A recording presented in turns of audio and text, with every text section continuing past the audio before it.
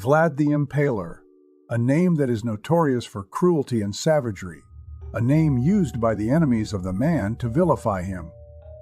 Alternatively, it was also used to strike terror and fear into the hearts of his enemies.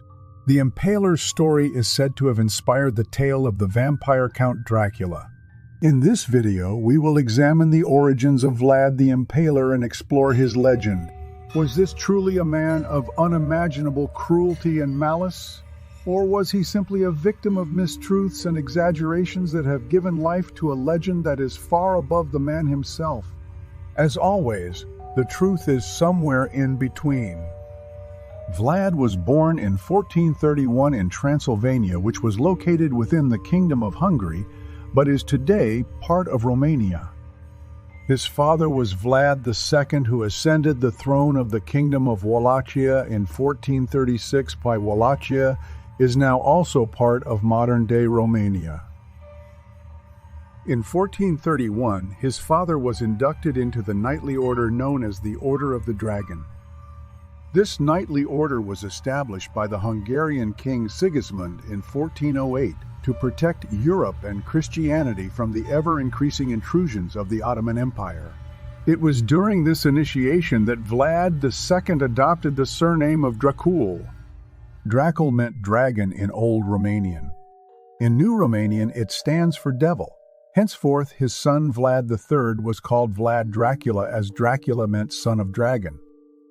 Vlad Dracula would begin his education in Wallachia, where he was taught languages like Latin, German, and Old Church Slavonic by scholars educated in the Byzantine Empire. He also started training in combat skills such as sword fighting and horse riding. In 1436, Vlad II was removed from his throne by rivals who were supported by the Kingdom of Hungary.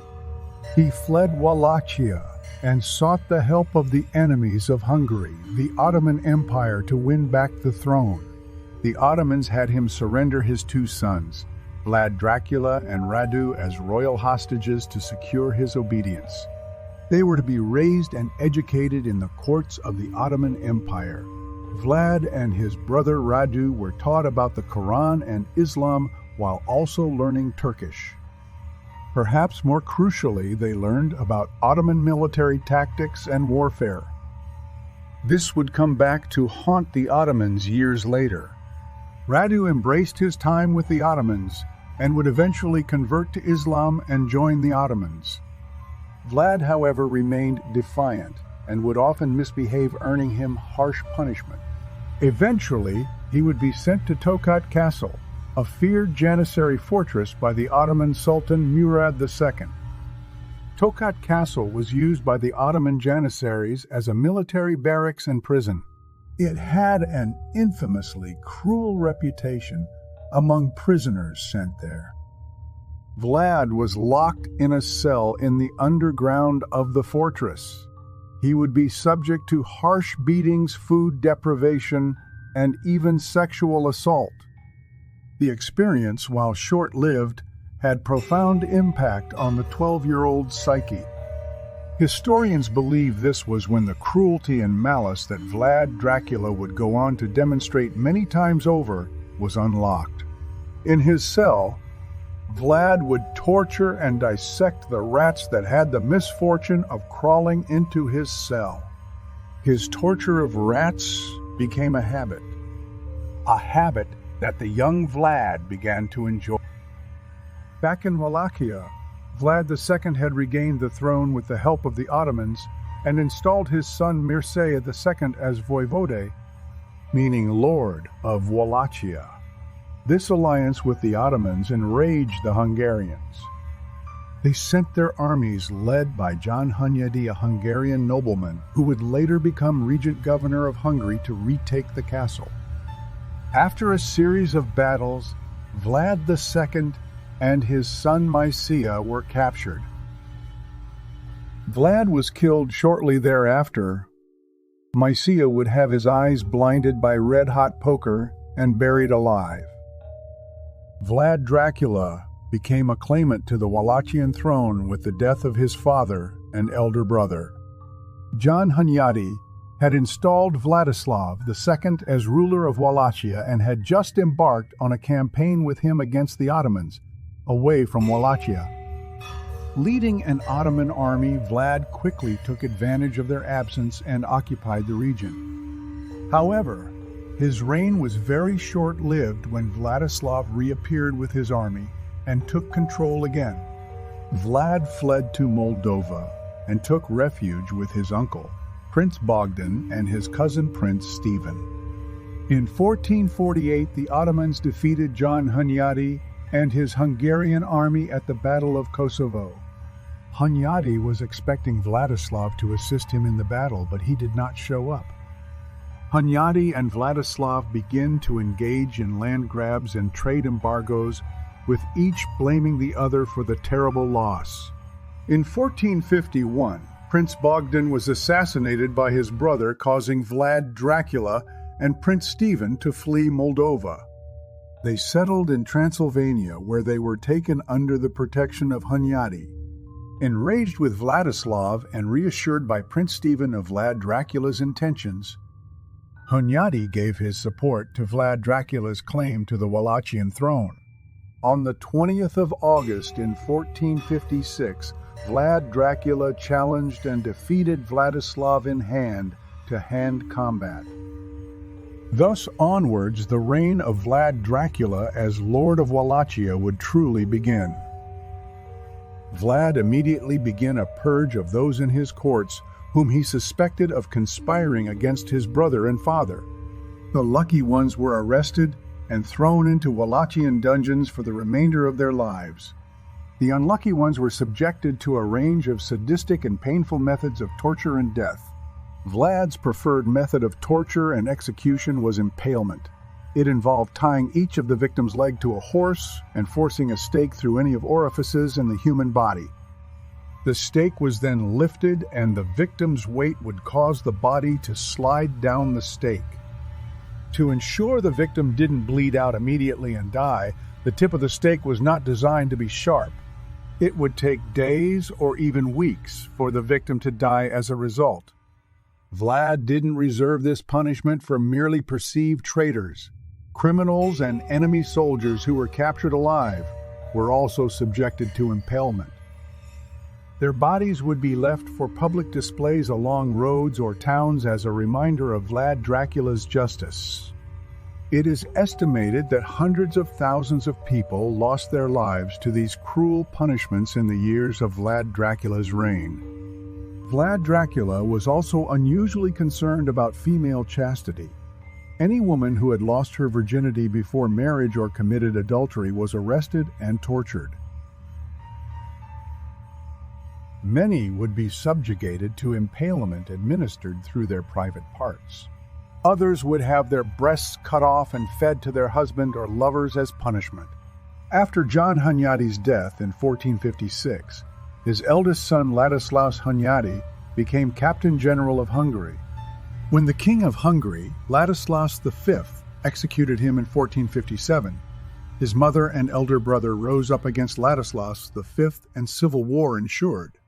Vlad stayed true to the family of his old ally, raiding Saxon fiefdoms in Transylvania, which remained loyal to the king. Lazadeus V was overthrown in 1458, and Matthias Corvinus, Ladislaus Hunyadi's younger brother, became the king of Hungary. He ordered that there be peace between Vlad and the Saxon fiefdoms in Transylvania. However, when Vlad had Saxon merchants ruthlessly impaled over a trade dispute, Matthias supported Vladislav II's brother Dan III's attempts to regain Wallachia. Dan III invaded Wallachia from the southern Transylvanian region of Brasov, which was largely Saxon. Vlad would defeat Dan III and kill him. He invaded Brasov. Towns and villages were pillaged, and any man or woman who was captured alive was impaled. Peace would finally be settled between the regions in July 1470, when the rulers of Brasov agreed to Vlad's demand to punish or expel any Wallachian supporters of Dan III from Brasov. Matters were also complicated with the powerful Ottoman Empire. Vlad had been making regular tribute to the Ottoman Empire as part of efforts to keep them away from his borders. However, Vlad had stopped paying tribute sometime around 1458, citing a lack of funds. Secretly, Vlad Dracula had heeded the call of the Pope Pius II on January 1460 to undertake a crusade against the Ottomans. The crusade was supposed to have been led by the Hungarian king Matthias Corvinus, but only Vlad Dracula seemed to have shown any enthusiasm for it. This plotting reached the ears of the Sultan of the Ottoman Empire, Mehmed II. He decided it was time to bring the wayward Wallachian ruler to heel and sought the counsel of his advisors. It was thus decreed that the chieftain of Nicopolis, Hamza Pasha, would be dispatched to deal with Vlad Dracula. The plan was to meet Vlad away from his castle for a formal discussion on the resumption of tributes. The Ottomans, however, planned on ambushing and dragging him back to Constantinople to answer to the Sultan. Hamza Pasha was sent with his army of around 1,000 cavalry to carry out this mission. Vlad Dracula would learn of this plot soon enough. When the Ottomans were crossing a narrow pass to the north of Giurgiu, he and his men sprang their ambush instead. As a sign of his military ingenuity, Vlad would deploy the use of gunpowder for one of the very first times in Crusader history. His men were perched on the hills along the narrow pass and fired upon the enemy through fuse-powered handguns. Volleys of gunfire were rained upon the Ottomans by rows of soldiers. The Ottomans were taken by shock and completely unprepared. The entire Ottoman force was wiped out and the survivors impaled. Hamza Pasha suffered the same fate as his impaled men. It was ironic then that Vlad Dracula had learned about gunpowder from the Ottomans during his captivity and would later deploy it against them so effectively. With Hamza Pasha defeated, Vlad Dracula crossed the Danube River and attacked the Ottoman-controlled regions in Bulgaria between Serbia and the Black Sea. Vlad Dracula and his army rampaged unchecked. No Ottoman soldier or civilian was spared. The death toll from Vlad Dracula's raid is estimated to be about 23,000 Turks. Vlad's forces covered an area of over 800 kilometers in a span of 2 weeks while burning villages and Ottoman fortresses. Torture and impalement were so rampant the atrocities would soon reach the ears of the rest of Europe and the Ottoman Empire. In Italy and Hungary, Vlad's name and exploits were cheered and celebrated. Here was a strong Christian crusader standing up bravely against the heathen Ottomans and their sultan. His reputation had become so strong that the Ottomans were redeploying their troops from the rest of Europe into neighboring Anatolia. Mehmed II himself had seen enough and decided to deal with the problem of Vlad Dracula personally. He abandoned his military campaign in Greece and started to assemble an army as massive as the one he had used to conquer Constantinople. The army that Mehmed gathered to invade Wallachia and crush Vlad Dracula was estimated at 300,000 men. Among them were the feared Ottoman Janissaries, the elite troops of the Ottoman Empire. Known for their discipline and tactics, they formed the household guard of the Ottoman Sultan. In a cruel twist of fate, the Janissaries were led by Radhu, Vlad's younger brother, who was with him during his time in captivity at the Ottoman courts. He had risen substantially since then and would ride with Sultan Mehmed II against his older brother. Vlad Dracula tried to bolster his forces by conscripting able-bodied men of military age into his army to meet the Ottoman advance. He even recruited gypsy slave contingents into his forces to bolster them. Despite this, his forces numbered an estimated 30,000, a fraction of the Sultan's force. He appealed to the Hungarian king, Matthias Corvinus, for aid, but no help came. Vlad and his forces engaged the Ottomans through frequent hit-and-run attacks on their camps and supply lines. These raids would often catch the Ottomans unaware, inflicting casualties and delaying their advance. He adopted a scorched earth policy against the Ottomans, leaving nothing for their use in abandoned towns and cities. He poisoned the water supply of these abandoned areas, poisoning and killing many of the enemy. He even sent civilians who had been infected with the bubonic plague to approach the Ottomans. This type of germ warfare infected many Ottoman soldiers with the deadly plague, stalling their advance considerably. The Ottomans' advance towards the capital city of Targovist had relented but did not stop. Vlad and his forces soon found themselves trapped between the city and the advancing Ottomans. He could not meet the Ottomans head-on due to their overwhelming numbers, nor could he risk a siege which would inevitably see him starved or captured. Vlad devised a cunning plan to ensure the Ottomans did not gain the city without paying a heavy price. At the dark of night, he disguised himself as an Ottoman soldier and sneaked into the enemy camp. With his fluent command of Turkish, it was relatively easy for him to trick the guards into letting him pass by. He learned the location of the Sultan's tent once inside. He also discovered that the vast majority of the soldiers were housed within their tents for the night on the orders of the Sultan, so as to be well rested for the siege to come. He left the camp and divided his forces to attack the vast encampment immediately. His riders would attack the camp from both sides, setting fire to the closely set up tents and killing thousands. Unfortunately for Vlad, he was unable to reach the Sultan himself after mistaking the tents of the Sultan's Grand Viziers as the Sultan's own tent. His forces withdrew after the attack. It was estimated that almost 15,000 Ottomans lost their lives in that attack, while Vlad lost about 5,000 men. Mehmed II was so despondent and shaken by the attack that it was said that he needed convincing from his generals and advisors to continue the campaign. The Ottoman army regrouped and pushed on towards the capital Targovist. Upon reaching the gates of Targovist, the Ottomans were greeted by a horrific sight. The city was abandoned. Rows of Ottoman soldiers and captured civilians hung impaled on stakes, lining the streets of the capital. The Sultan was horrified at the torture and suffering, but he begrudged Vlad Dracula as a worthy enemy. The Lord of Wallachia had defied a Sultan of the Ottoman Empire and gave him a fight to remember, despite his overwhelming disadvantage. With Vlad on the retreat and the capital captured, the Sultan Mehmed and much of the Ottoman army withdrew. Radhu and a contingent of troops were left behind to occupy Wallachia and crush any remaining resistance. Radhu quickly besieged Poenari's castle, Vlad's stronghold, and put the few remaining defenders left there to the sword. Legends say Vlad's first wife threw herself from the highest peak of the castle to avoid being captured by the Ottomans.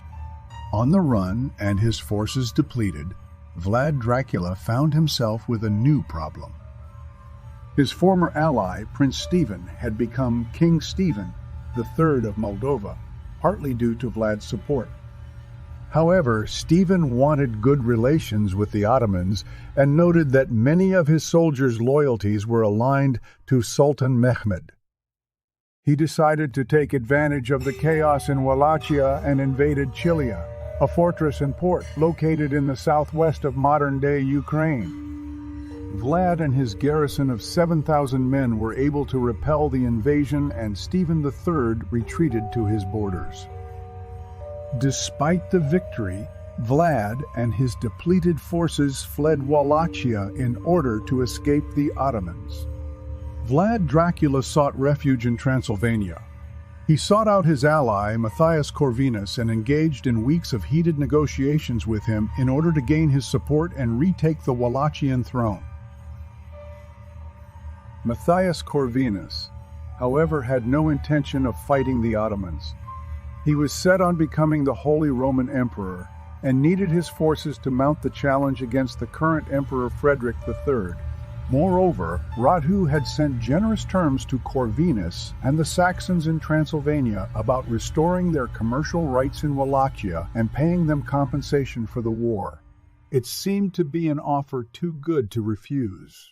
In the fall of 1462, Vlad Dracula began to make his way back to Wallachia, believing he had Hungarian support to win back the Wallachian throne.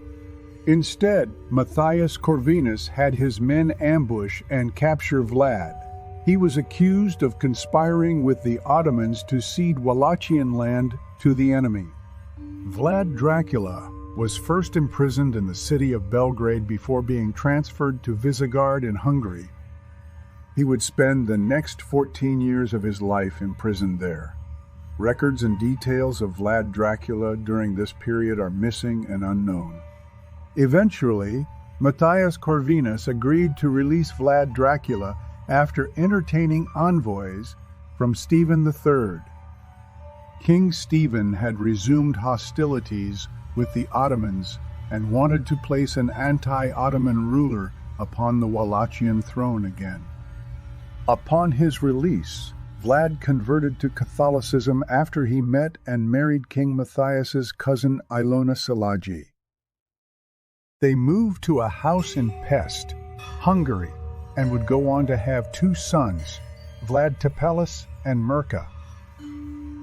Vlad Dracula still harbored ambitions for the Wallachian throne. In 1476, King Matthias sent Vlad to put down the Ottomans in Bosnia. After successfully capturing several Ottoman fortresses in Bosnia, Vlad Dracula linked up with Stephen Bathory, a Hungarian military commander who was massing his forces to invade Wallachia. Vlad and Bathory marched into Moldova to join their forces with Stephen III. This move surprised Sultan Mehmed II, who had engaged Stephen and defeated him in the Battle of the Valia Alba in July 1476. To avoid the risk of being trapped between two armies, Mehmed withdrew his forces from Moldova. With their forces combined, Vlad, Stephen, and Bathory begin their march towards Wallachia and its capital. Basarab the Old, the lord of Wallachia, who had been placed upon the throne by Vlad's younger brother Radhu, knew that he did not stand a chance when he heard of their impending arrival. He fled Wallachia with his forces. Vlad Dracula would ascend the Wallachian throne for the third and final time in November 1476. His allies left him with the throne but little else as they returned to their homelands. 2 months later, Basarab would return, with a massive Ottoman army at his back. The exact circumstances surrounding Vlad Dracula's death are uncertain. Most historical sources agree that Vlad's army of 2,000 men were engaged and defeated by Basarab's forces, whom numbered 4,000 near Snagov. Vlad Dracula was believed to have been killed in a bloody battle while surrounded by foes on all sides. This bloody death marked the end of a man whom had given many of his victims a similar fate throughout his life. After the battle, historians speculate that his body was buried unceremoniously at an unmarked grave at the Kamana Monastery, which Vlad Dracula himself had built. Others speculate that the Ottomans cut off Vlad Dracula's head and sent it to the Sultan Mehmed in Constantinople. His head was preserved in honey and then put on a stake. It was displayed to the public as a reminder of the consequences of opposing the Ottoman Empire. In the end, it seems logical to conclude that Vlad Dracula was an exceptionally cruel and evil man. Thousands of innocents died gruesome deaths at his hand, and he cemented his rule through punishment and conquest. It is also easy to forget that Vlad Dracula lived in a cruel age as well. Peasants in the Middle Ages were subjected to cruel and merciless treatment by their lords. Impalement, while gruesome, did not raise much eyebrows among the feudal lords at the time. Perhaps more importantly, It helped his reputation that he stood up almost single-handedly against the Ottomans. In Eastern Europe during the modern age, Vlad Dracula is often seen as a noble crusader lord who stood defiant against rampaging Muslims from the east and protected his people. His acts, however, earned him less admirers from historians from other parts of Europe, especially Western Europe. Regardless, Vlad Dracula's reputation for bloodlust and carnage has lived on through the ages and inspired many tales and myths about the man. As William Shakespeare once said, "The evil that men do lives after them, the good is oft interred with their bones."